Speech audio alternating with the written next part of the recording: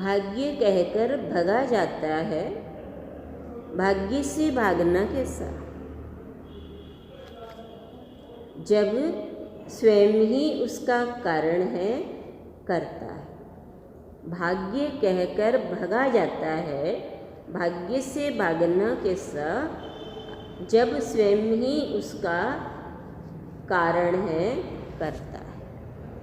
बहुत बड़ा भाव देते हैं सतगुरु, बहुत बड़ी दृष्टि से देखते हैं संत। बताते हैं कि भाग्य कहकर भगा जाता है। मनुष्य हर समय भाग्य को दोषी कहता है कि मेरे भाग्य में ऐसा लिखा है, मेरा भाग्य ऐसा ही था, यही लिखा था। ऐसा कहकर भाग्य का नाम, भाग्य को दोषी दे करके भागना चाहता है, हटना चाहता है कर्म क्षेत्र से, कहीं से भी हटना चाहता है। जो कुछ नहीं है उसके लिए भाग्य को दोष देता है। लेकिन संत हमें कहते हैं कि भाग्य से भागना कैसा। कब तक भाग पाओगे उससे? जहाँ भी जाओगे वो तो साथ ही है।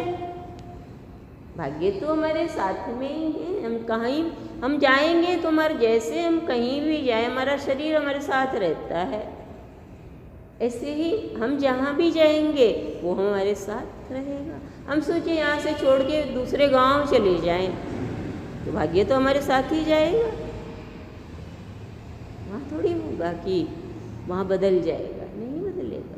मतलब भाग्य से भागना कैसा, भाग्य से भागना कैसा जब स्वयं ही उसका कारण है, करता है। गुरुदेव हमें कह रहे हैं, नन्हे मुन्ने बच्चे तेरी मुट्ठी में क्या है? मुट्ठी में है तकदीर तुम्हारी, तुमने किस्मत को वश में किया है। तो इतनी बड़ी शक्ति लेकर के पैदा हो। केवल भाग्य को भगाने से, भाग्य को कोसने से नहीं होगा। स्वयं ही हम उसके निर्माता हैं, स्वयं ही हम अपने भाग्य के कर्ता हैं। हम चाहें सो अपने भाग्य को लिख सकते हैं, बना सकते हैं। कम स्वप्न तो देखें कि हम ये करना चाहते हैं। बचपन में स्वप्न देखते थे हारमोनियम बजाएंगे, पूरा हुआ? सब स्वप्न तो देखें।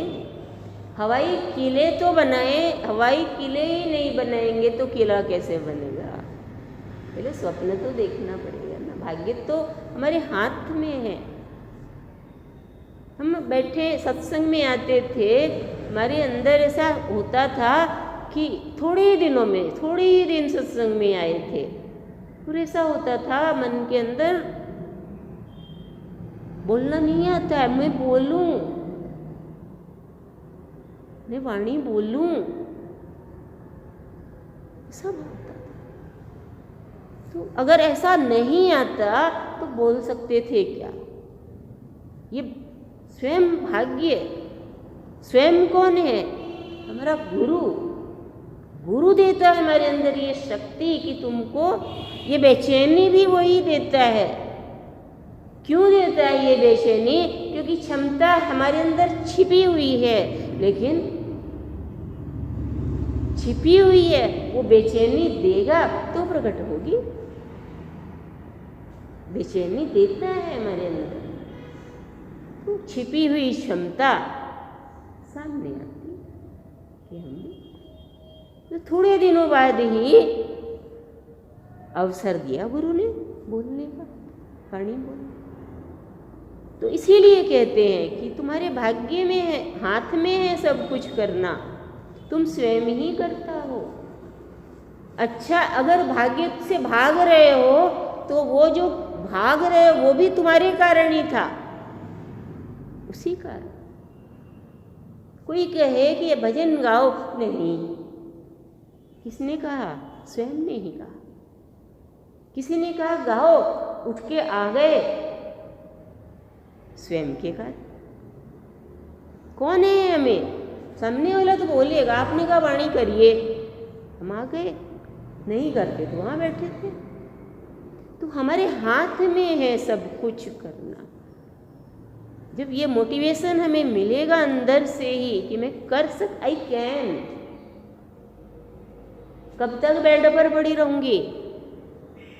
मैं चल सकती हूँ, मैं दौड़ सकती हूँ, मैं कर सकती हूँ।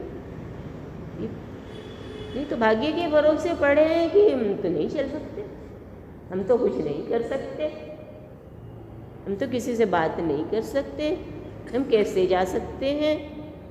ये सोच लिया तो वैसा भाग्य बन गया। और ये सोच लेंगे कि आई कैन, कर सकती हूँ। क्यों कर सकती हूँ मैं? क्योंकि मेरा गुरु है मेरे साथ, मेरा आधार है मेरे साथ। मैं चल सकती हूँ क्योंकि ये है मेरे पास। ऐसे ही हमारे पास हमारा गुरु है, उसके आधार पर हम कर सकते हैं, हम चल सकते हैं। हम जो चाहें वो हमारा गुरु हमें बना देगा। तो ये हमें गुरुदेव वाणी में कहते हैं कि भाग्य से भागो मत, भाग्य को बदलो, भाग्य को संवारो, भाग्य को सुंदर बनाओ। तुम्हारे ही हाथ में है। गुरु वाणी देता है, उस वाणी के हम बोल तो लेते हैं, जैसे भी बोल रहे हैं बोल तो लेते हैं, लेकिन अमल भी करें। अमल करेंगे तो मल बाहर जाएगा।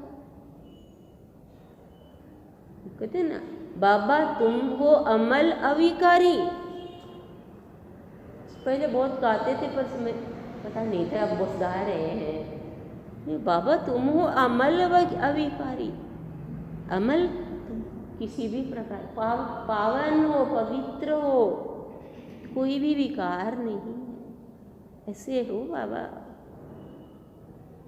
तो पावन गंगा में नहाएंगे तो पावन कहलाते हैं। वाणी की गंगा में नहाएंगे रोज रोज तो हंस बन जाते हैं।